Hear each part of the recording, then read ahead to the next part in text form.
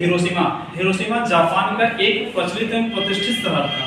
ठीक है ना। हिरोशिमा एवं नागासाकी, जिस पर क्या किया गया, और द्वितीय विश्व युद्ध में अमेरिका ने इस पर जो है 6 अगस्त 1945 को परमाणु बम गिरा दिया, जिसकी वजह से यह नष्ट हो गया। और नष्ट होने के बाद क्या हुआ, नष्ट तो हुआ है, उसके साथ साथ कई तरीके की जो है विभिन्न प्रकार के वनस्पतियां, जैव विविधताएं, ये सब नष्ट हो गई। उसके साथ साथ मानव की भी बहुत ज्यादा जनधन की हानि हुई, जिसमें कई लाख लोग मारे गए। ठीक है ना।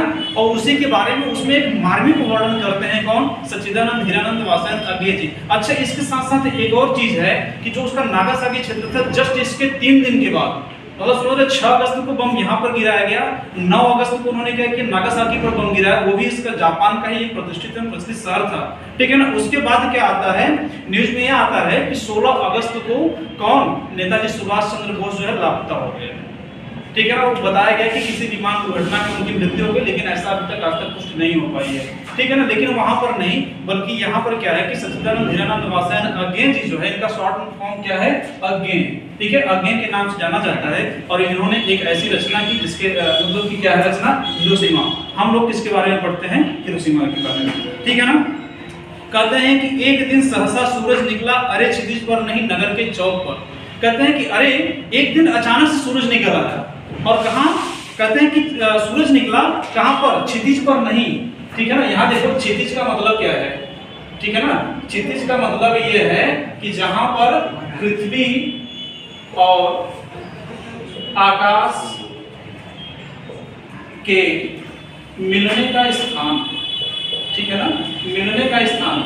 हमें ऐसा प्रतीत होता है कि आकाश और पृथ्वी मिल तो रही है, लेकिन वाकई मिलती नहीं है। और जब सूर्य निकलता है तो हमें लगता है कि वहीं पर आकाश और पृथ्वी दोनों मिल गए हैं। कहां पर, पूर्व दिशा में। तो यहाँ कहते हैं कि एक दिन सहसा सूरज निकला, अरे क्षितिज पर नहीं नगर के चौक पर। ठीक है ना। एक दिन अचानक से सूरज निकला, वह क्षितिज पर नहीं निकला था।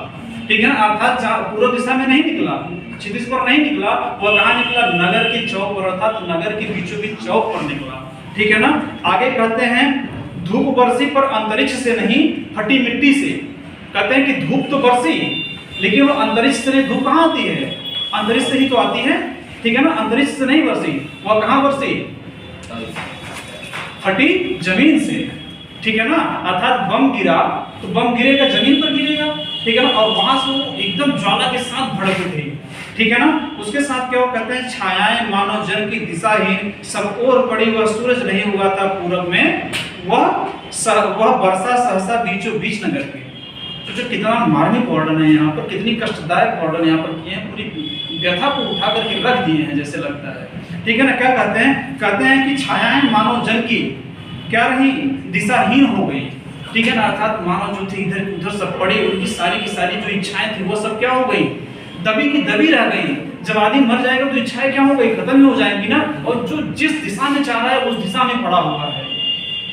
ठीक है ना। हम लोग 4 दिशा पढ़ते हैं, उत्तर दक्षिण पूर्व पश्चिम, और फिर उनके बीच बीच की दिशा को अगर हम कर लेंगे तो क्या होगा, 8 होगा, और एक ऊपर की दिशा और एक नीचे की दिशा, टोटल कितनी हो जाएंगी, टोटल 10 दिशाएं कभी नहीं इसमें बताया है।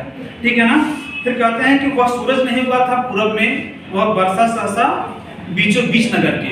ठीक है ना। कहते हैं कि वह जो है, वह जो सूर्य उगा था, जिसकी ज्वालाएं, जिसकी रोशनी, जिसकी किरणें जमीन, फटी हुई जमीन से निकली थी, वह क्या हुआ था, वह क्या हुआ था, कहां से निकला हुआ था, पूरब से नहीं निकला हुआ था।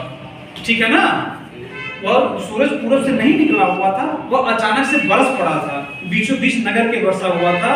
कहते हैं कि काल सूर्य के रथ के पहियों के जो अरे टूट कर बिखर गए हों 10 दिशा में। और कहते हैं कि वह सूर्य नहीं था, वह काल रूपी रथ था, काल रूपी सूर्य का रथ था, जिसके पहिए टूट टूट करके 10 दिशाओं में फैल गए हों, 10 दिशाओं में क्या किए हों, बिखर गए हों। एक तरीके का ऐसा सूर्य वर्षा था।